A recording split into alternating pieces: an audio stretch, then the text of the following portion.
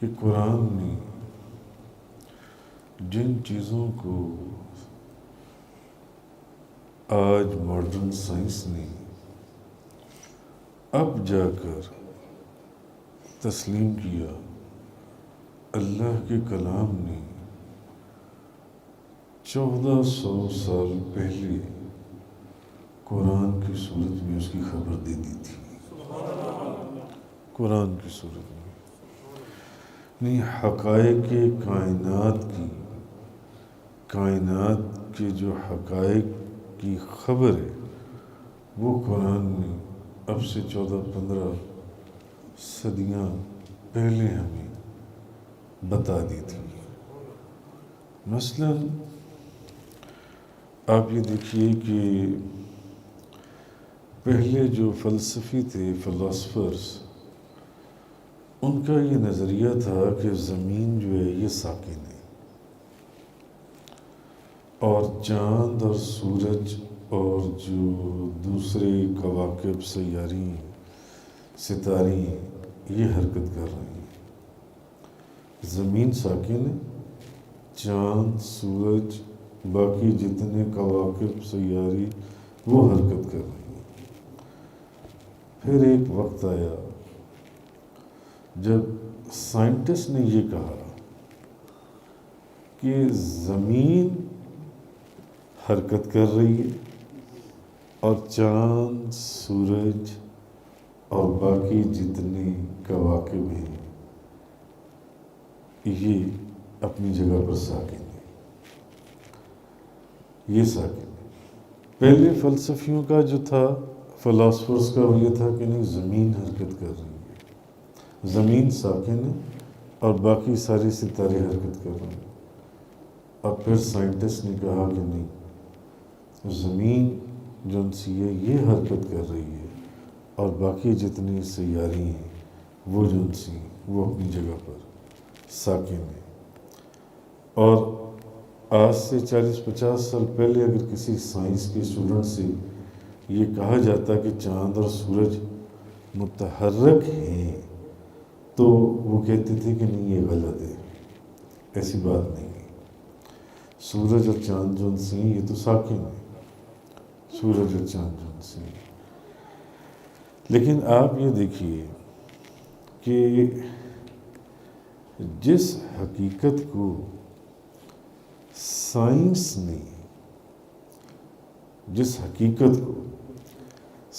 نے سینکڑوں برس کی ریسرچ کے بعد اور ایکسپیریمنٹس کے بعد اور مشاہدات کے بعد جو انہوں نے جس چیز کو تحقیق کیا، اسلام نے آپ دیکھیں 1400 سال پہلے ایک امی نبی کریم صلی اللہ علیہ وسلم، آپ نے ہمیں یہ بتایا کہ نہیں، دونوں، سورج بھی حرکت کر رہا ہے، چاند بھی حرکت کر رہا ہے، کواکب بھی حرکت کر رہے ہیں اور زمین بھی حرکت کر رہی ہے۔ جی، اور ہر سیارہ جو ہے نبی کریم صلی اللہ علیہ وسلم کی زبان سے ہم نے سنا کہ اپنے مدار میں تیر رہا ہے۔ تو نبی کریم صلی اللہ علیہ وسلم نے جو کچھ فرمایا تھا 1400 سال کے بعد سائنس نے اس کی تصدیق کر دی، تو کیا یہ اگر آپ غور کریں کہ سائنس اس کی تصدیق کب کر رہی ہے؟ 1400 سال کے بعد۔ نبی کریم صلی اللہ علیہ وسلم کی زبان مبارک نے اب سے 1400-1500 سال پہلے فرما دیا تھا، تو کیا یہ اس بات کی کھلی دلیل نہیں ہے کہ نبی کریم صلی اللہ علیہ وسلم نے جو فرمایا تھا یہ کسی انسان کا کلام نہیں تھا، بلکہ یہ اللہ کی وحی تھی، اور یہ قرآن کا ایک عظیم معجزہ تھا کہ جو کچھ قرآن نے کہا تھا 1400 سال کے بعد علم اور سائنس نے اس کی حرف بحرف تصدیق کرتی، ہر بار۔ اب دیکھیے ہم 1400 سال پہلے قرآن کیا کہہ رہا ہے، نبی کریم صلی اللہ علیہ وسلم کی زبان مبارک سے ہم کیا سن رہے ہیں 1400 سال پہلے۔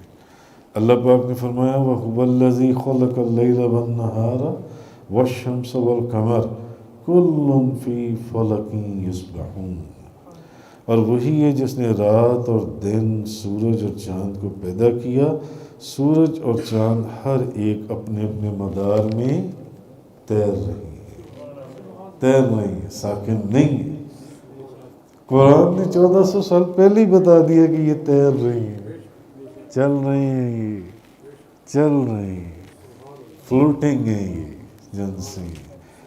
پھر ایک اور جگہ اللہ پاک نے فرمایا وَسَخَّرَ الشَّمْسَ وَالْقَمَرَ كُلٌّ يَجْرِي لِأَجَلٍ مُّسَمًّى، اور اس نے سورج اور چاند کو، اللہ تعالیٰ نے سورج اور چاند کو ایک نظام کا پابند کیا، اور ان میں سے ہر ایک مقرر میعاد تک چل رہا ہے۔ پھر ایک اور جگہ اللہ پاک نے فرمایا وَالشَّمْسُ تَجْرِي لِمُسْتَقَرٍّ لَهَا ذَلِكَ تَقْدِيرُ الْعَزِيزِ الْعَلِيمِ، اور سورج اپنے مقرر کردہ راستے پر چلتا رہتا ہے، اور یہ زبردست علیم ذات کا مقرر کیا ہوا نظام ہے۔ اور ہم نے چاند کی بھی منزلیں مقرر کر دی ہیں، حتیٰ کہ وہ اس سے گزرتا ہوا کھجور کی پرانی شاخ کی مانند رہ جاتا ہے۔ جی، نہ سورج چاند کو پکڑ سکتا ہے، نہ رات دن سے پہلے آ سکتی ہے، ہر ایک، قرآن نے 1400 سال پہلے فرما دیا، ہر ایک اپنے مدار میں تیر رہا ہے۔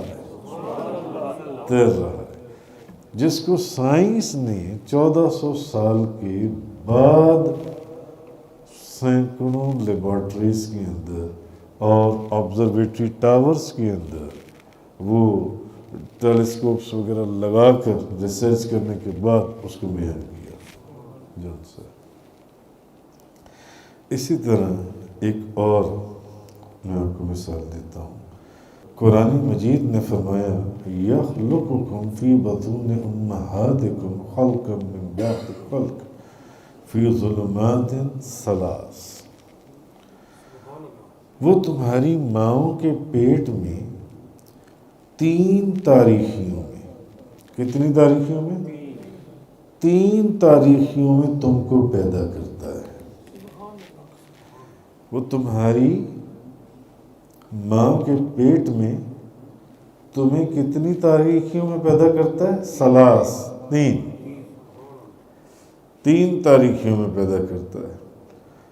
خلق فی ظلمات ثلاث، وہ تمہیں تمہاری ماں کے پیٹ میں کتنی تاریخیوں میں پیدا کرتا ہے؟ 3 تاریخیوں میں پیدا کرتا ہے، ایک پیدائش کے بعد دوسری پیدائش، یہ قرآن کہہ رہا ہے جی۔ اور ابھی اس وقت جدید ماڈرن میڈیکل سائنس کی ابتدا ہی نہیں ہوئی تھی، جس وقت قرآن نے یہ بتایا تھا کہ رحم کے اندر عورت کے 3 تاریکیوں میں، 3 اندھیروں میں، 3 تاریکیوں میں آپ کی تخلیق ہوئی ہے، 3 تاریکیوں میں۔ اور جدید میڈیکل سائنس نے 1400 سال کے بعد اب انکشاف کیا کہ رحم کے اندر 3 پردوں میں انسان کی تخلیق ہو کر وہ اس میں سے باہر نکلتا ہے۔ یہ اب میڈیکل سائنس نے پروف کیا جان سے، 3 پردوں میں۔ اور ایک چیز اور میں آپ سے عرض کرتا ہوں، قرآن کریم نے یہ بات بھی آج سے 1400-1500 سال پہلے ہمیں بتا دی، اللہ کے کلام نے نبی کریم صلی اللہ علیہ وسلم کی زبان مبارک سے مرج البحرین یلتقیان، اس نے تلخ اور شیریں، کھارا اور میٹھا دو سمندر رواں کر دیے. یہ قرآن کہہ رہا ہے. تلخ اور شیریں، کھارا اور میٹھا، اس نے دو سمندر رواں کر دیے جو ایک دوسرے سے بظاہر آپس میں ملے ہوئے ہیں، جو ایک دوسرے سے آپس میں ملے ہوئے ہیں. اچھا، اللہ پاک فرما رہا ہے بینہما، ان دونوں کے درمیان میں برزخ، ایک برزخ ہے، ایک حجاب ہے. ان دونوں کے درمیان میں ایک حجاب ہے جس کو تم نہیں دیکھ سکتے. ایک حجاب ہے، لا یبغیان، جس سے وہ تجاوز نہیں کرتے. سمندر ہزاروں میل ادھر، ہزاروں میل ادھر، سینکڑوں میل نیچے زمین کی گہرائیوں میں. ہاں، اور 1400 سال پہلے، 1500 سال پہلے نبی کریم صلی اللہ علیہ وسلم کی زبان مبارک سے اللہ کی وحی کی صورت میں قرآن، اللہ کا کلام، ہم نے یہ سنا کہ اللہ، نبی کریم صلی اللہ علیہ وسلم نے ہمیں یہ خبر دی. اللہ فرما رہا ہے مرج البحرین یلتقیان، اس نے دو سمندر تلخ اور شیریں، ایک کا پانی تلخ ہے، ایک کا پانی شیریں ہے. یعنی ایک کا پانی کھارا اور کڑوا ہے، دوسرے کا پانی میٹھا ہے. دو سمندر اللہ نے رواں کیے جو ایک دوسرے سے، قرآن کہہ رہا ہے جو ایک دوسرے سے بظاہر ملے ہوئے، ایسے ملے ہوئے.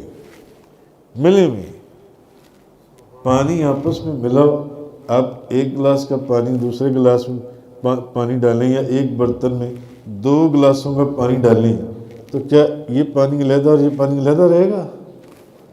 وہ آپس میں مکس ہو جائے گا سارا جو سے. پانی چیز ہی کیسی ہے.